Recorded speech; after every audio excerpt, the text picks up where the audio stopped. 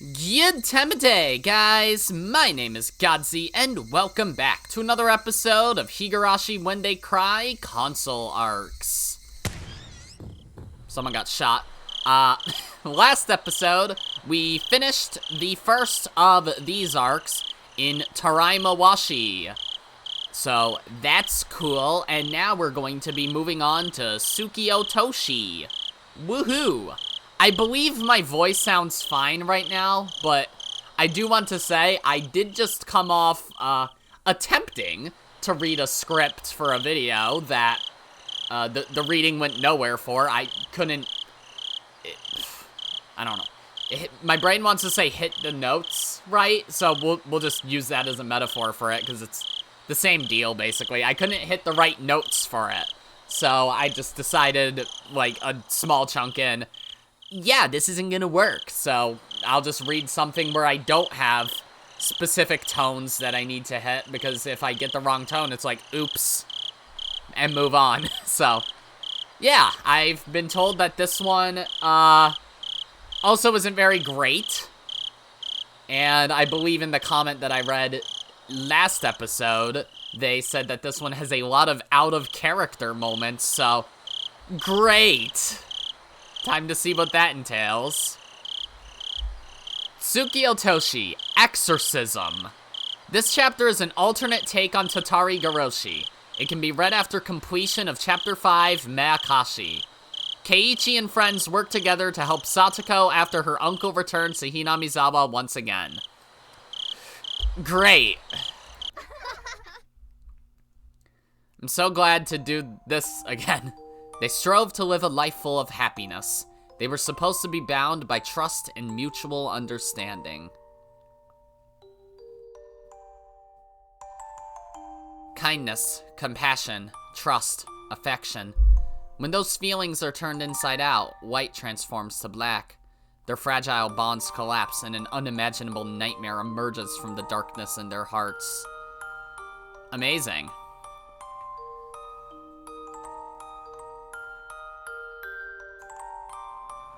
Tsukiotoshi. There was no reason for everyone to feel such hatred, but a little misunderstanding changed everything. Alright, prediction right out of the gate. Oh, come on. Committing a crime isn't scary. The scary thing is admitting it. Being punished isn't scary. The scary thing is knowing the pain of it. Neither crime nor punishment will disappear from this world, because humans are unable to know the future. Frederica Barncastle. Alright. Guessing right out of the gate.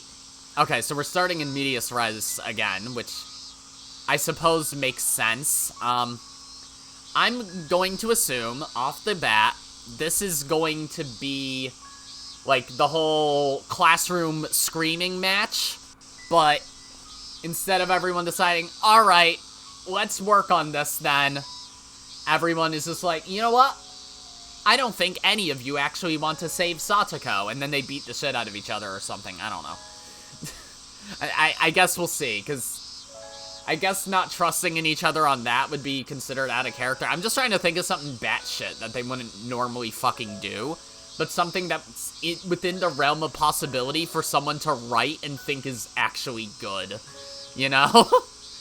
But, anyways, let's read. How many days has this gone on? Satoko's seat was empty again today. As we sat near Satoko's seat, we couldn't help but look in its direction. Nevertheless, we all implicitly continued carrying on like everything was normal. Of course, it's no big deal. I'm sure she just has a cold. Okay, where are we? Satoko will return tomorrow and show us her usual innocent smile. Yet I couldn't help but feel a lingering unease pooling in the bottom of my heart. Something was going on with Satoko. There was no doubt about it. In that case, sitting idly by with our hands behind our backs won't accomplish anything, right? Everyone else was probably thinking the same thing, looking down at Satoko's empty seat and sighing profusely. The stagnant atmosphere was becoming unbearable. Is Satoko absent again today? See what I mean about the tone? Is Satoko absent again today? Rika-chan bit her lip and turned her eyes downward as she nodded to me, a response she'd already repeated several times now. Rika-chan, if you know something, tell me. What's going on with Satoko right now? What on earth is causing her to keep missing school? Well, at this point, it can't be helped. Can't be helped? Those words seem to negate the past, the present, and the future. All of it. More than anything, I was amazed to hear those words straight from the mouth of Rika-chan, who was closer to Satoko than anyone else. It can't be helped? What do you mean by that? Rika-chan remained silent and avoided answering my question. Rika-chan was definitely taking this the hardest.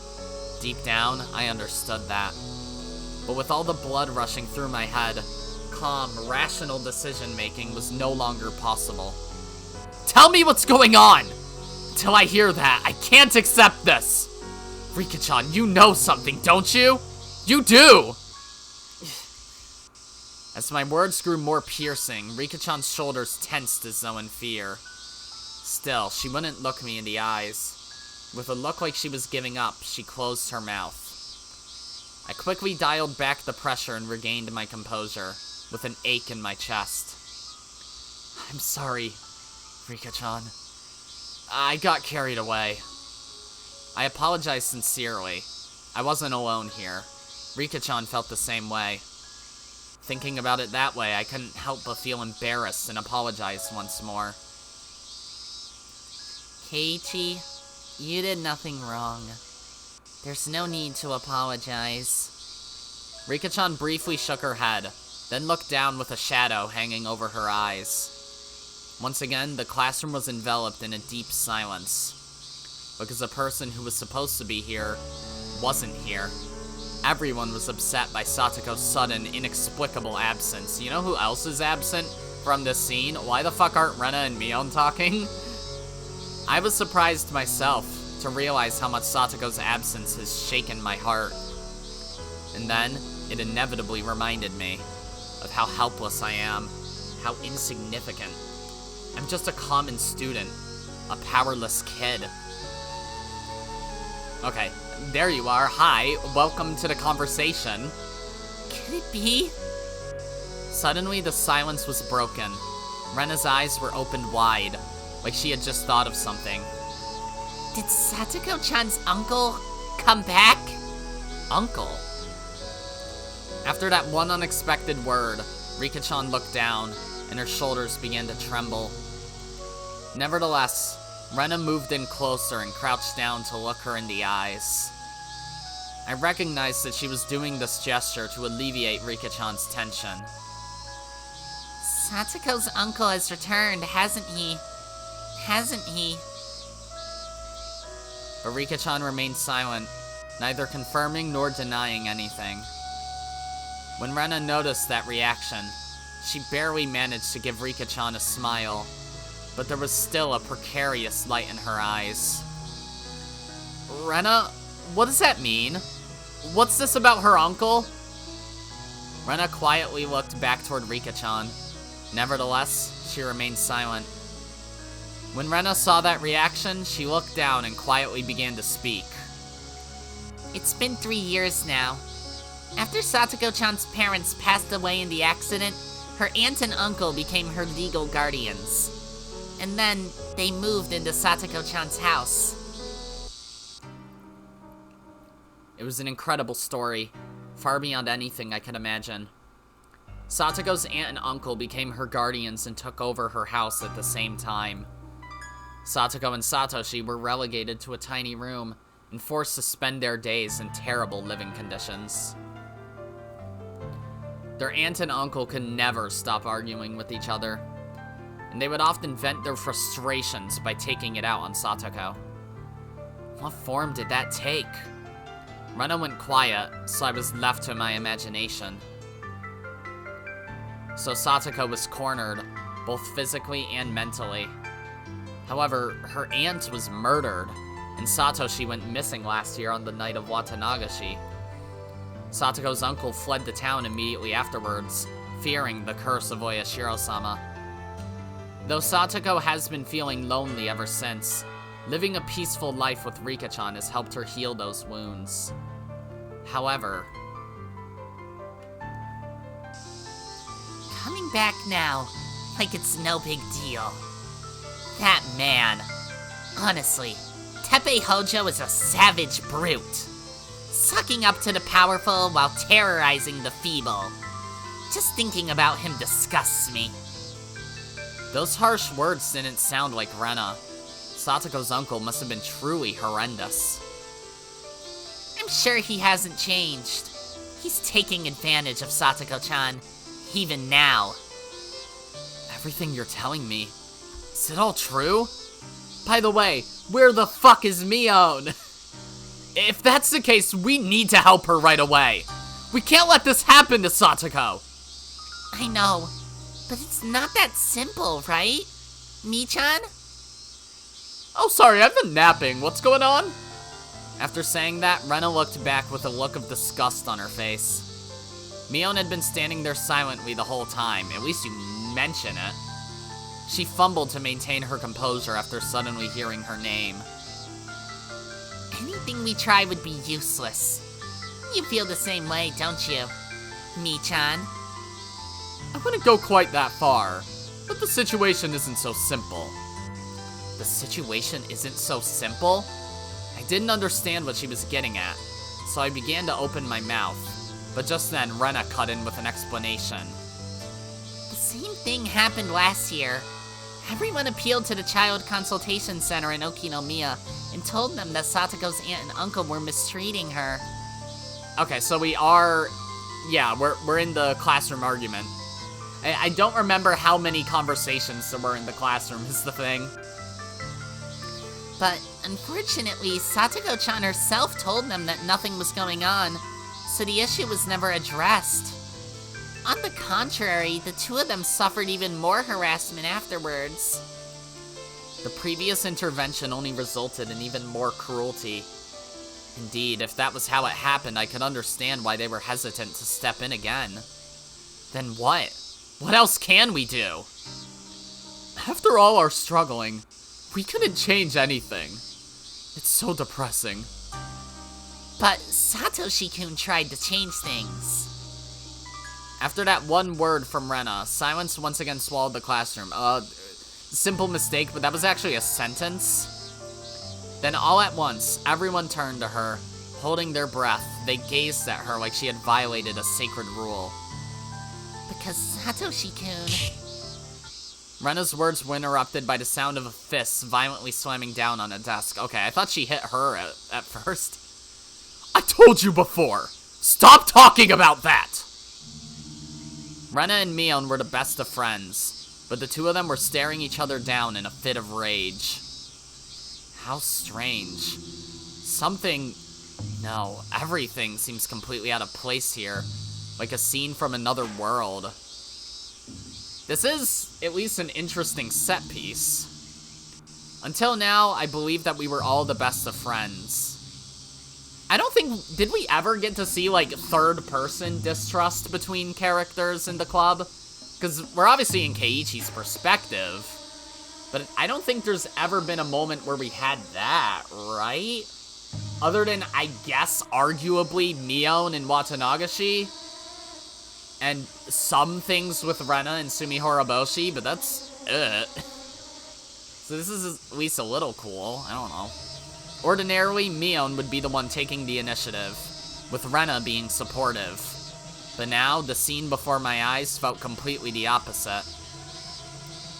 I want to take this, like, in as best faith as possible, what's happening. So I don't want to immediately go into this chapter thinking, oh, this is gonna suck. So, we'll see. Who knows? Who knows? What on earth? Feels like the gears are out of alignment. Also, I bonked my hand on my table if you were wondering what that thump was.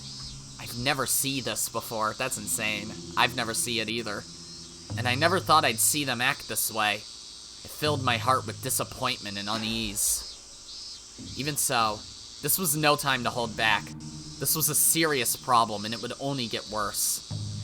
This argument doesn't matter right now. We need to think of a way to help Satoko somehow. That's what they're arguing about. But how? We failed once before.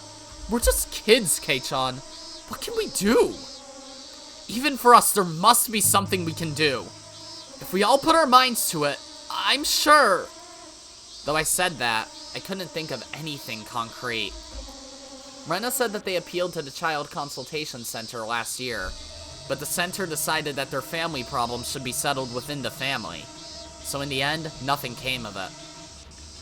Total strangers are really limited in what they can do for us. In fact, there was a possibility that meaningless self-righteous behavior would only exacerbate Satoko's suffering.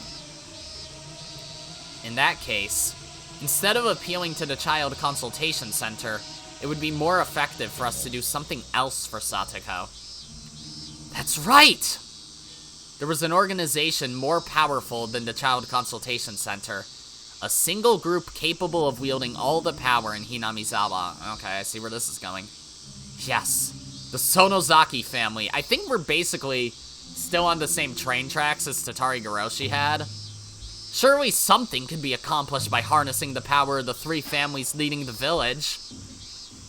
Mion, you're next in line to lead the Sonozaki family, right? So ask some influential people that help Satoko. What are you talking about, Kei-chan? Even if I'm the future head of the family, I can't do something like that so easily. Why not? Doesn't the Sonozaki family have representatives in government offices? Shouldn't it be easy to help a single person like Satoko?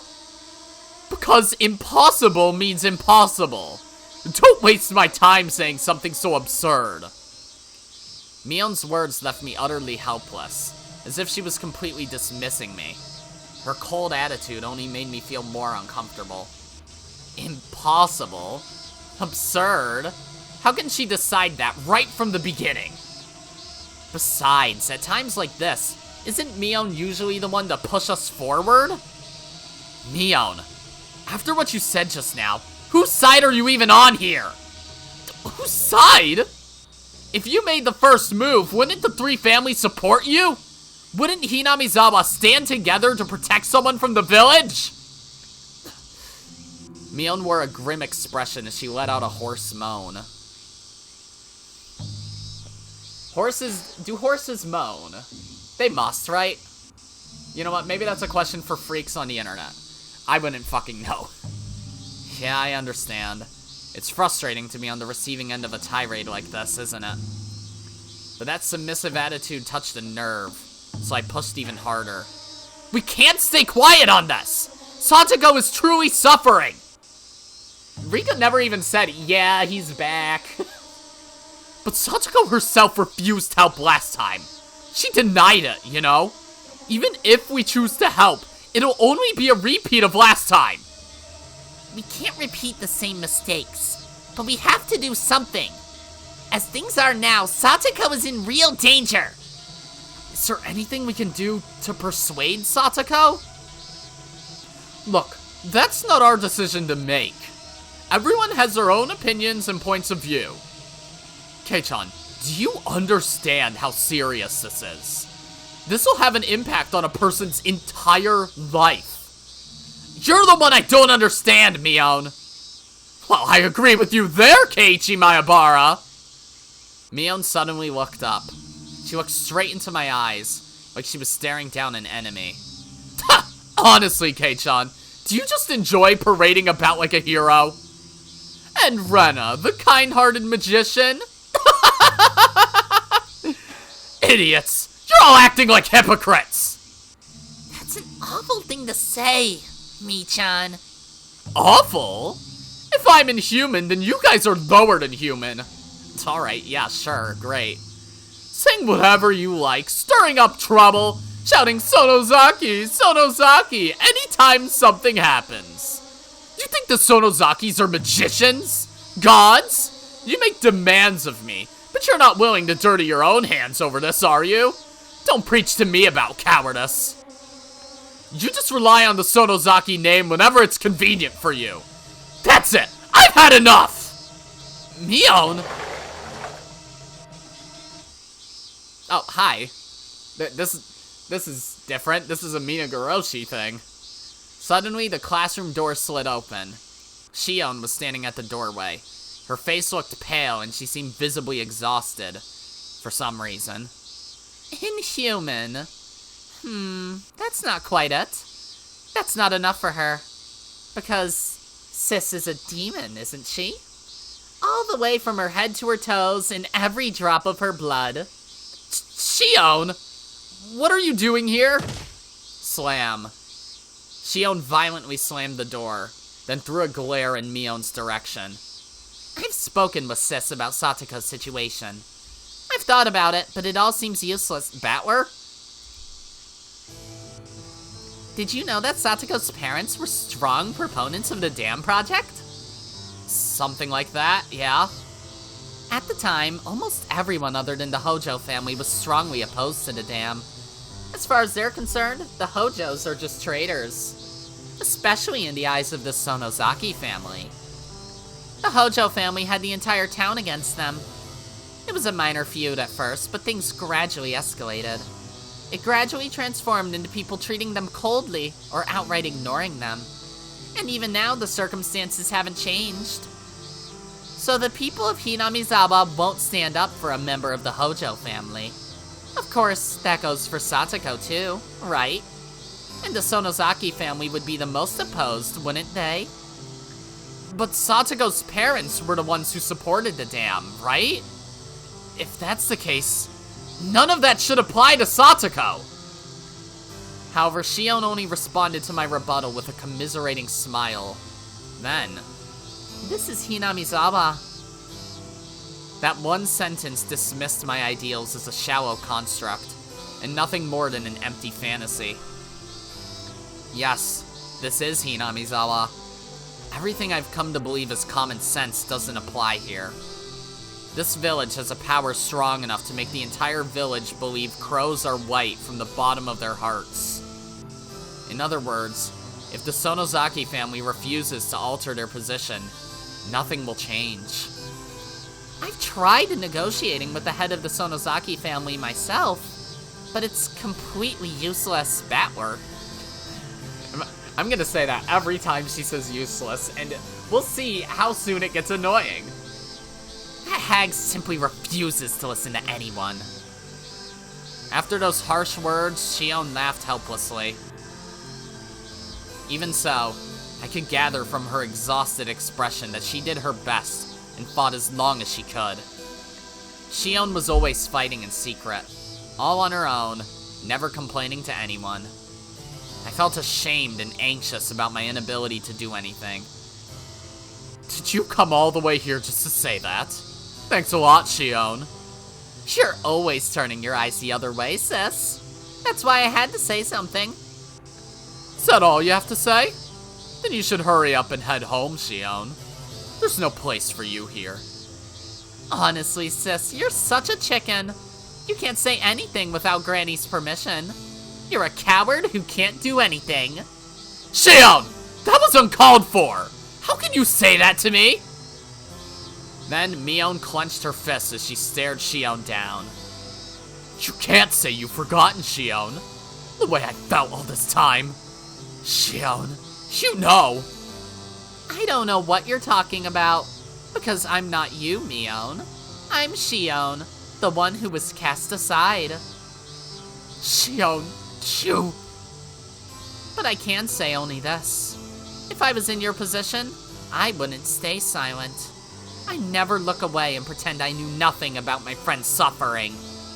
Shion... You're the next head of the family? How absurd.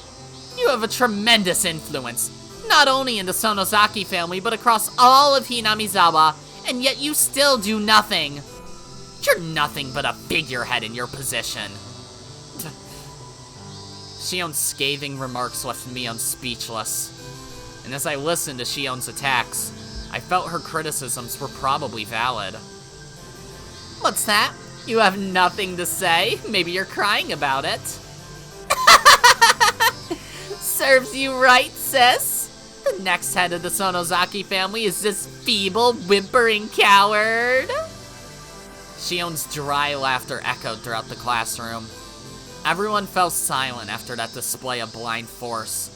Then after looking around the classroom, she continued venting her frustrations. Right, that's right. That's it. Keep acting like it's someone else's problem. So, pretend to sympathize and continue being a hypocrite. Fake everything. Because it's all an act to you, isn't it? You can keep that up forever. Just say something sympathetic and offer a prayer to ease your conscience. After saying that in a gruff voice, Shion decided she didn't want to waste any more time and began to make her way out of the classroom. You know? Unexpectedly based. Ouch! Kei-chan! I immediately tried to stop her, so I stretched my hand out toward her shoulder, but she suddenly turned back, and my hand made contact with Shion's cheek. The combination of movements caused my hand to slap her. How terrible. My bad. Are you okay? I can't believe you're taking her side! After saying that, Shion rushed out of the room without waiting for a response. Seriously? Wait, Shion! Don't get the wrong idea! I rushed out after her. Then I moved in front of Shion and stretched out my hands to block her path, but accidentally slapped her again. Shion lightly clicked her tongue, then changed directions and opened the window. She then placed her hand on the window frame and jumped into the yard outside. What kind of... You will not take another step down these stairs! Okay. Hey! Shion! I jumped out the window to chase after her. Shion continued desperately trying to run away. Then, crossing the schoolyard at incredible speed, we both made our way toward the school gate. Stop following me! I don't want someone like you around. Look, just hold up! Please just listen to me for a second! Even if I listen, it's all pointless. Kei-chan, you're just like sis. I'm going to help Satoko. I'm not sure what I can do, but I absolutely will help her. You can say that, but it's all just an empty promise. That's how you feel? From the bottom of your heart? Ha! It's not an empty promise. If you want to see my heart, I'll tear it out right here in front of you. After that declaration, Shion finally began to slow down. Sensing the opportunity, I desperately pumped my arms and kicked up my feet. Then I somehow managed to catch up and reach out to grab Shion's right hand. After that move, she finally came to a halt. Kei-chan, do you really mean what you said just now? Shion's voice was hoarse from heavy breathing. I silently responded with a forceful nod. Then please, show me. Huh? Your heart. Show me your heart, Kei-chan. Well, I couldn't believe my ears. I thought she was joking for a moment there, but Shion turned to me with cold eyes and a blank expression. Keiichi just agreed to drink weed killer. You mean that seriously? Just as I thought, an empty promise. You're wrong! I was trying to tell you that I'm serious about this, and I am! Everybody always makes meaningless, empty promises. If all you can do is lie, it would be better for you to never say anything at all. After glaring at me with hatred in her eyes, Shion quickly turned her back and headed out the school gate. Seeing her from behind, it was a clear refusal. I had nothing left to say to her, so I couldn't do anything to stop her. But as I surveyed my surroundings, I noticed something off in the distance. Was I unprepared? Were my words nothing but lies? Are you going to accept that, Keiichi Maebara? No excuses. I'm genuinely concerned about Satoko. I'll do anything to help her. Then, in that case... Hey, Shion. Huh? Why is she fucking blushing? I firmly clenched my fists, then dashed over to that something I noticed on the ground by the storehouse. Okay, we're doing the murder Teppei plot, aren't we? But this time with Shion, that's cool. That's cool. This is fine so far. This is still cool. Shion turned back with a look of astonishment. She couldn't comprehend my sudden behavior. I picked it up. A large pair of gardening shears. Oh, no, he's actually doing this. Then I took a deep breath and held the blades over my chest. The two dark blades were dull and covered in rust, and they eerily glistened in the bright sunlight. Kei-chan, what do you think you're doing? Hold on, what are you about to do? Please stop joking around! I recognized that this was particularly unorthodox behavior, but right now, this seemed like the only way to get through to her. I looked down and slowly pressed the blade against my chest. Only my body could prove what my mind had decided. My knees were fiercely trembling, and the skin touching the tip of the blade was burning hot. I could see an image of Satoko flash before my eyes. I clenched the handle of the shears with my fingers and put all my strength into them. Please stop this nonsense! You don't have to do this, really! I'm gonna get pissed if you're showing off over a joke. I don't plan on dying. I'll be damned if I die right now. There's no way I'll give up and die while Satoko's suffering. Then why? You're not making any sense, Kei-chan.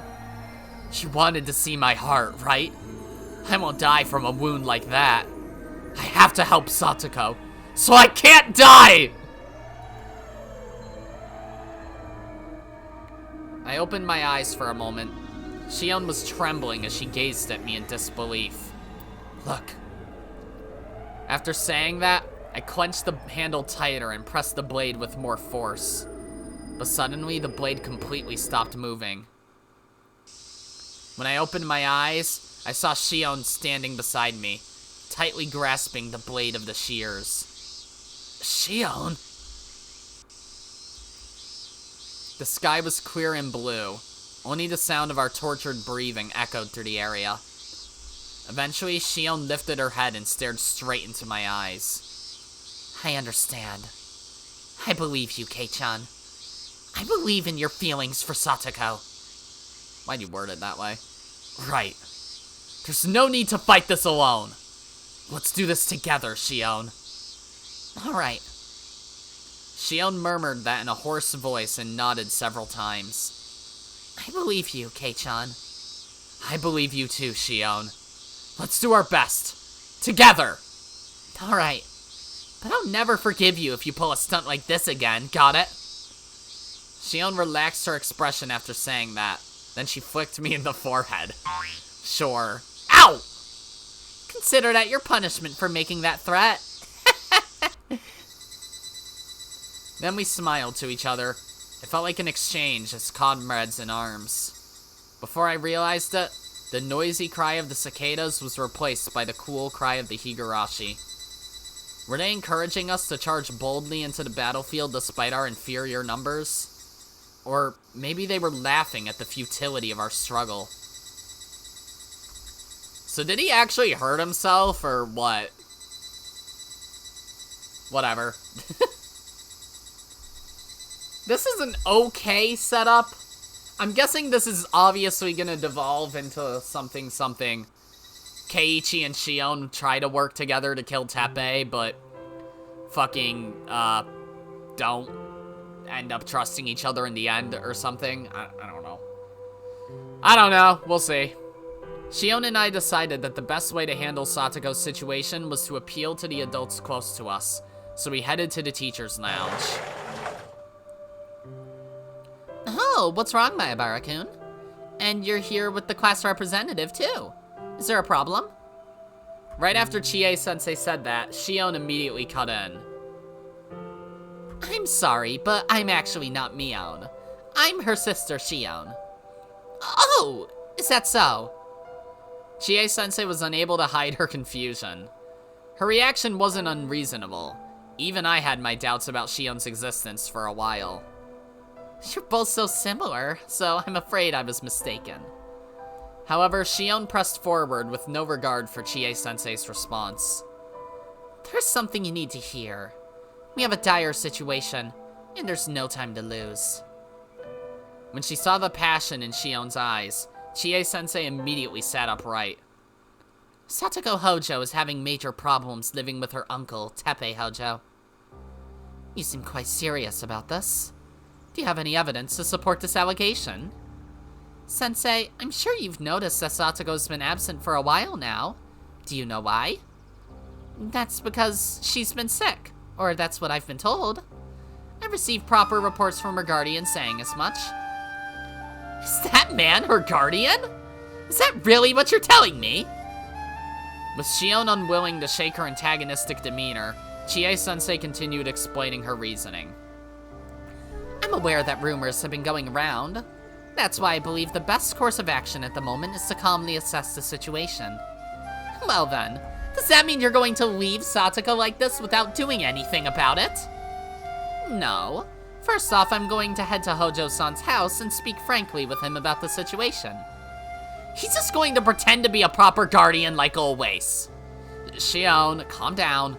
Let's listen to Sensei for now. We were getting carried away by our childlike notion of justice. Emotions alone won't help Satoko. Quite the opposite. This is a time when realistic support is necessary. Besides, now that Chie-sensei is involved, maybe it will move things forward a little. Sensei, you're not the sort of person to dismiss concerns so lightly. I believe you're giving Satoko's situation proper consideration. Right, Sensei? That's right. I'm not about to let some man get in the way. It's my responsibility as a teacher to think about the future of my adorable students.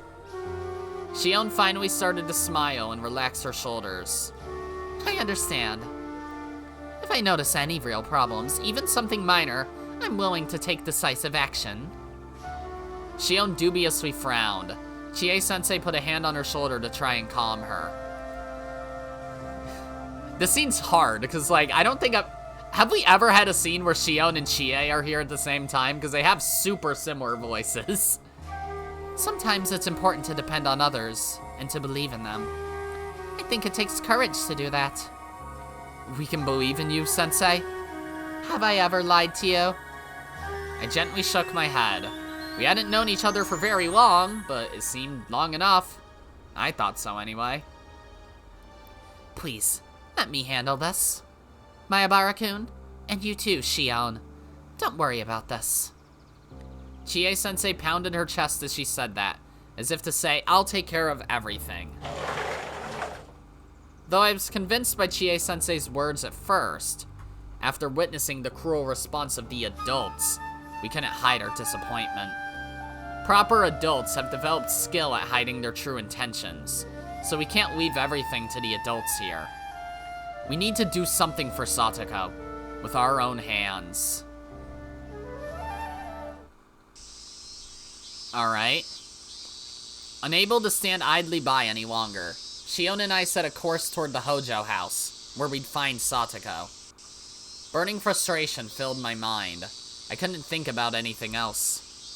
I moved forward like a robot, mechanically repeating the motions necessary to move my legs, driving myself forward. What am I going to do when I meet Satoko? I have no plans, no ideas. Am I going to just grab Satoko's hand and run away? Acting like a hero. In a sense, Mion may have been right about that. I know a happy ending where rash justice prevails and we all live happily ever after won't be waiting for us. Enough of that! Don't go thinking unnecessary things. I'll do what I can. That alone should be enough. Kei-chan! I returned to my senses after suddenly hearing my name.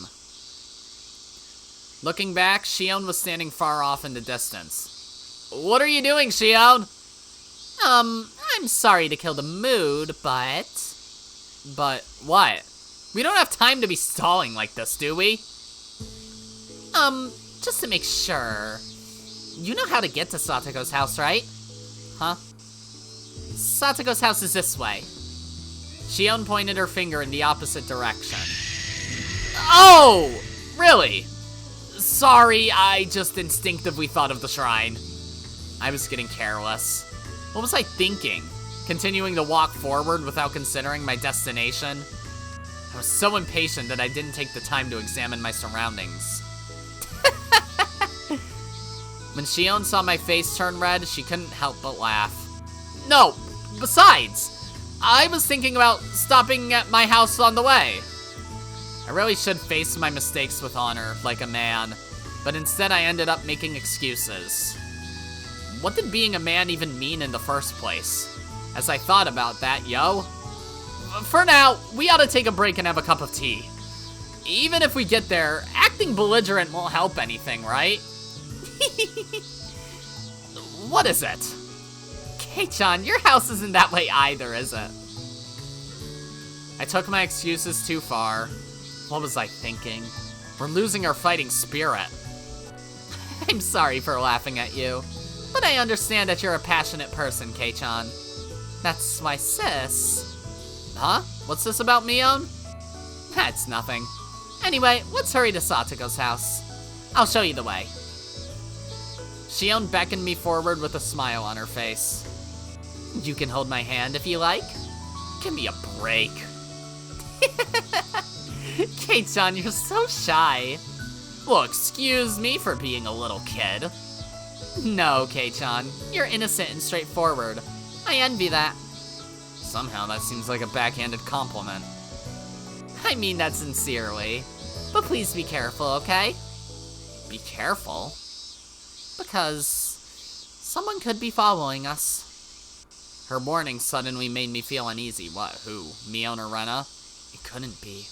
But it felt like someone was watching me from the shadows. A faint smile seemed to float out. Was that my imagination? Or...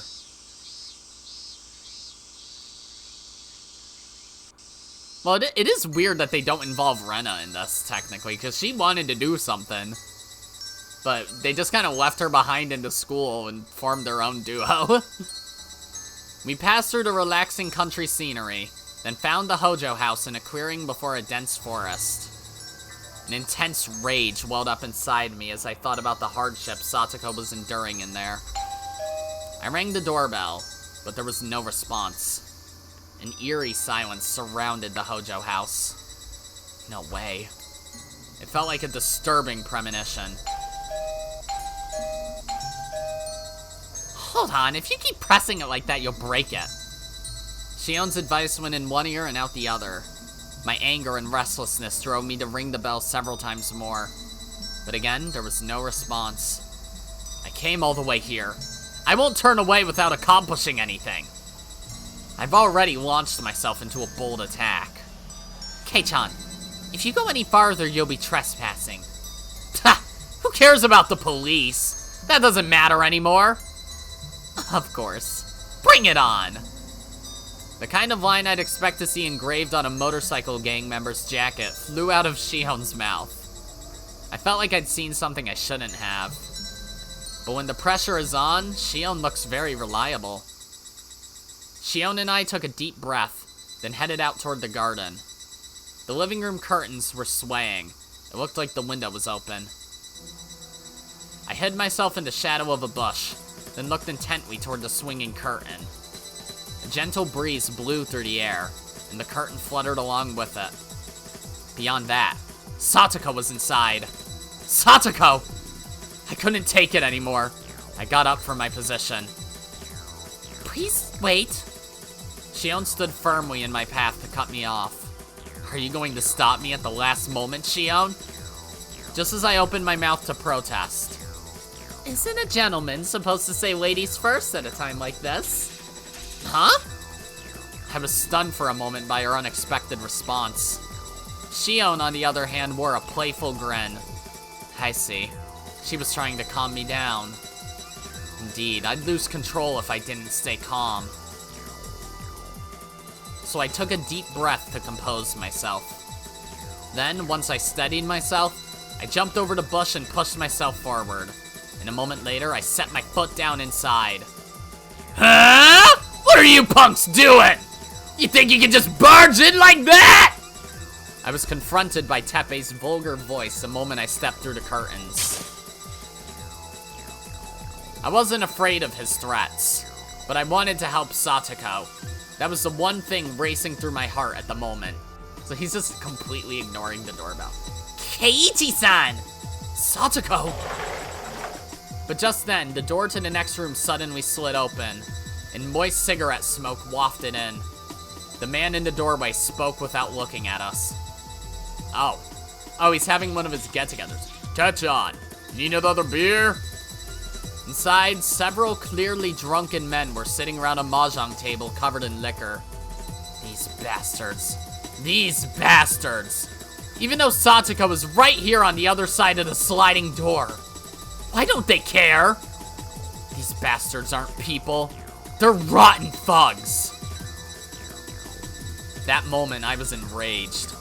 I clenched my fists, dripping in sweat, then took a step forward. The men came out of the living room to help Teppei. Then they surrounded Shion and I. What is this, a fucking Shenmue scene now? What are y'all doing in here? This is Techon's house. Unruly teenagers? Oh, I'm so afraid. There's no hope for the future with kids like these. Where the hell do you get off? Adults like you are the reason the world has gone to hell. What? You should keep your mouth shut around your elders. It's time for your punishment. You bastards! You'll pay for that! By that point, my patience was completely exhausted. The fire burning in my heart spread to my entire body, and I swung at Teppei with lightning speed. However, I was outnumbered here. The four of them came at me all at once. Right then, I lamented that my frail, childlike physique was no match for the power of these adults.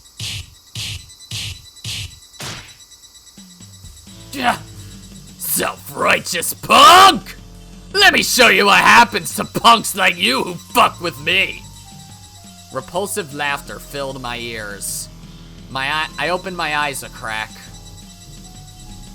Teppei swung his fist around wildly. Don't admit defeat in a place like this. Show them you're a man, Keiichi Maebara! I twisted my body and put all my strength into pushing Teppei away.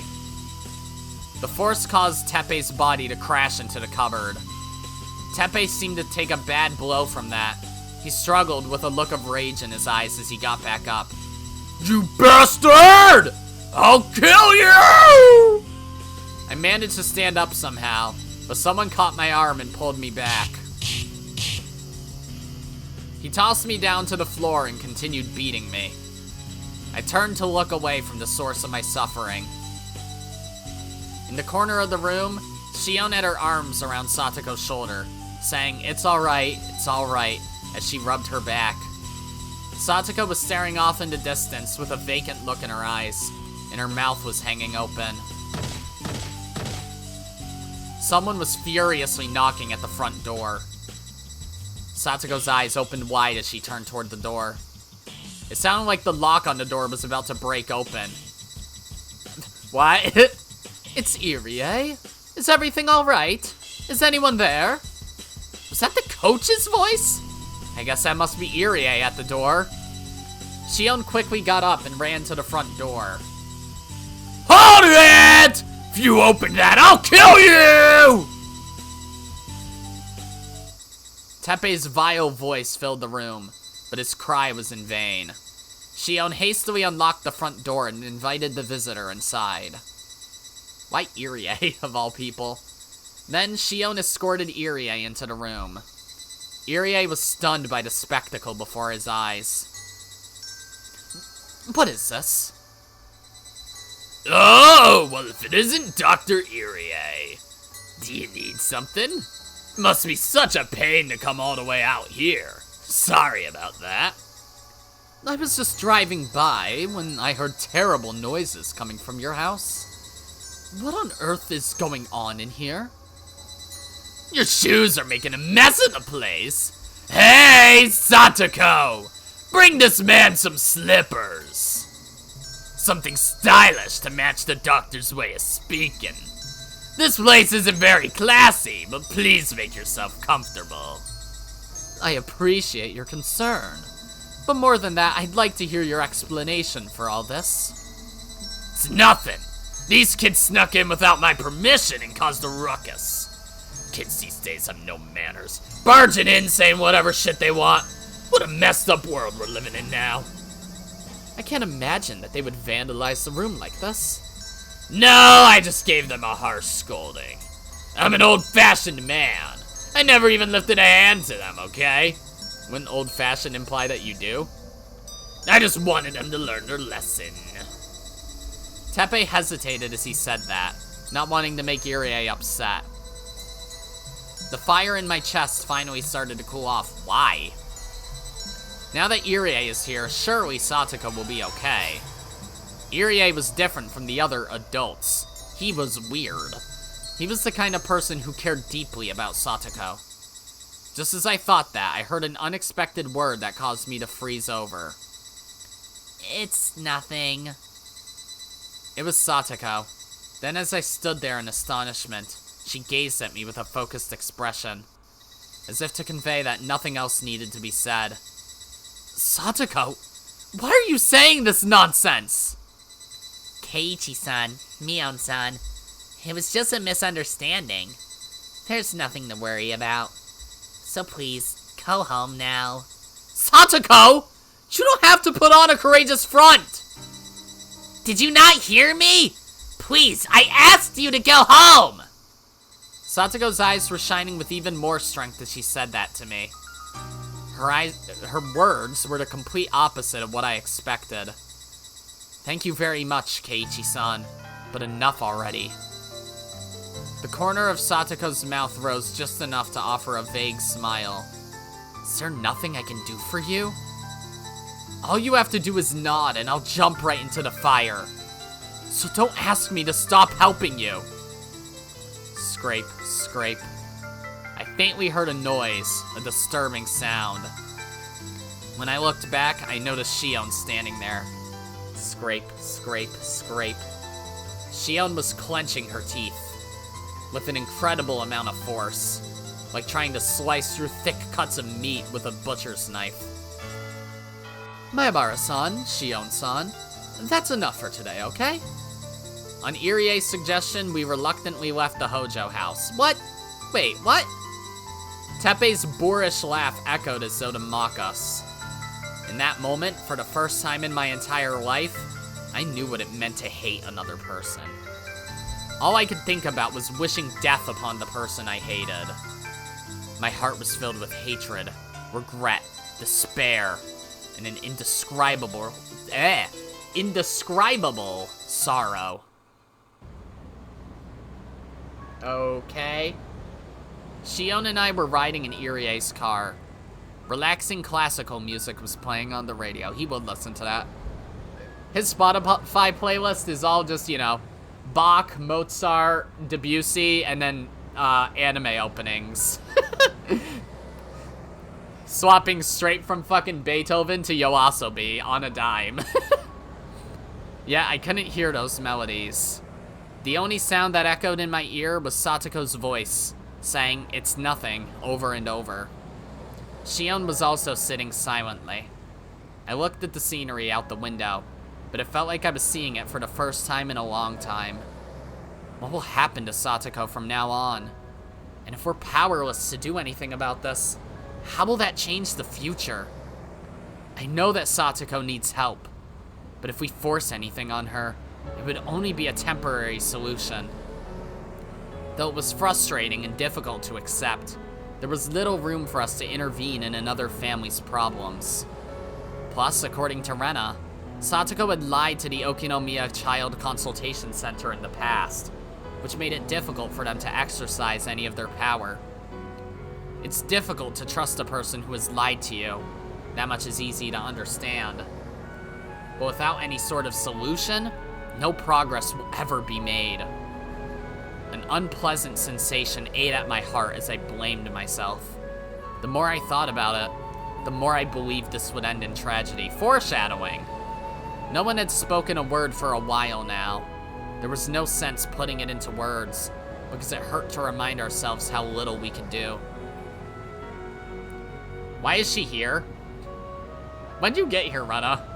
Anything we try would be useless.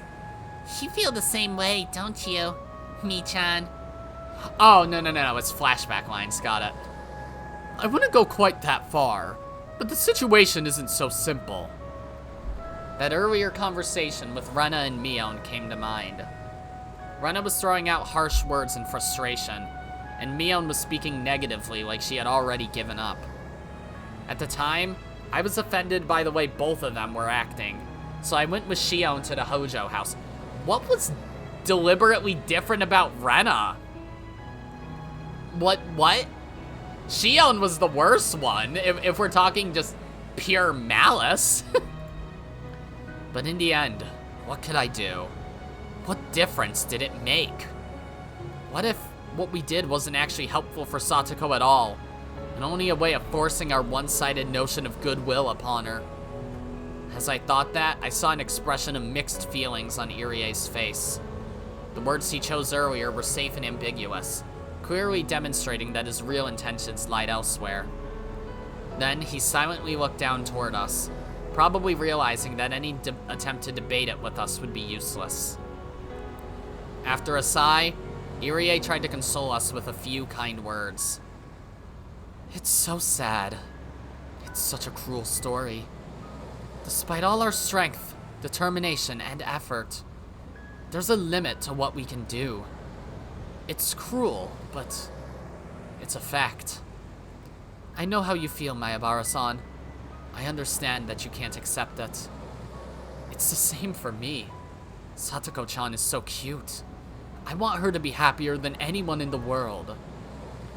If you want Satoko to be happy, why don't you take her away from that man? What you're saying doesn't add up. Unable to suppress my raging emotions, I blurted out an unreasonable response. But Irie remained calm and continued in a quiet tone. But would that actually make her happy? It's impossible for us to decide that on our own. That's squarely in the purview of the gods. Are you suggesting we leave this in the hands of the gods? Oh, he's coughing. I thought he was like on the verge of tears. My excitement drove me to a coughing fit, so Irie handed me a white handkerchief. As I held it close and coughed into it, the sadness and regret coalescing in my chest burned at the back of my throat. It's alright. It'll be alright. Even that thought irked me, making me feel more miserable. There's nothing I can do for Satoko. Ugh, this is so frustrating.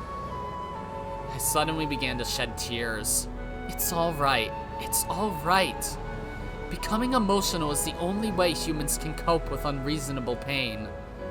I envy you, Mayabara-san. If I could, I'd settle this all with my own hands. Irie?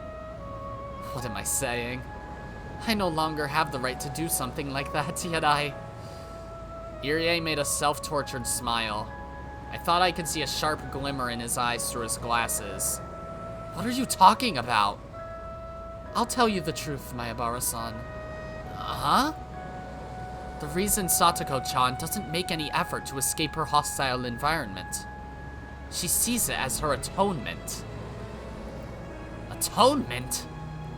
Satoko-chan believes that she was responsible for Satoshi-kun's disappearance, so she thinks that being forced to endure this life with her uncle is her punishment for that sin. What are you saying?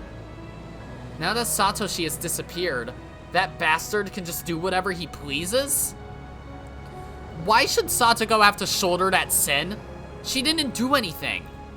That doesn't help anyone! Suddenly, Shion cried out. Nobody is happy with this. If only Satoshi-kun was still here. Satoshi-kun was... Huge teardrops scattered as Shion began sobbing. I couldn't think of anything to say to her. Even if I said something supportive, there was nothing I could do to back it up. How are we any different from the adults who refused to say anything, or Mion who declared it all to be useless? Feelings alone are useless. Battler. I haven't been saying that. They have no meaning unless they lead to action. The only reliable way to help Satoko is by raw force. However, that would be an extremely dangerous method. Still, emotions alone aren't sufficient to fight this. The dice have already been thrown. Rika, I can't leave Satoko's fate in the hands of dice thrown by someone else. In that case, I should shake the dice myself. It's do or die, Keiichi Mayabara. Nice one. Nice line. I rolled an invisible die inside my hand, then held it tight. Snake eyes! I'm going all in. Do or die. You already said that. Whether I get lucky, or whether things go poorly, this may end with a dead man. As that thought filled my mind, I couldn't help but tremble. My heart pounded, exposed to a mysterious fear.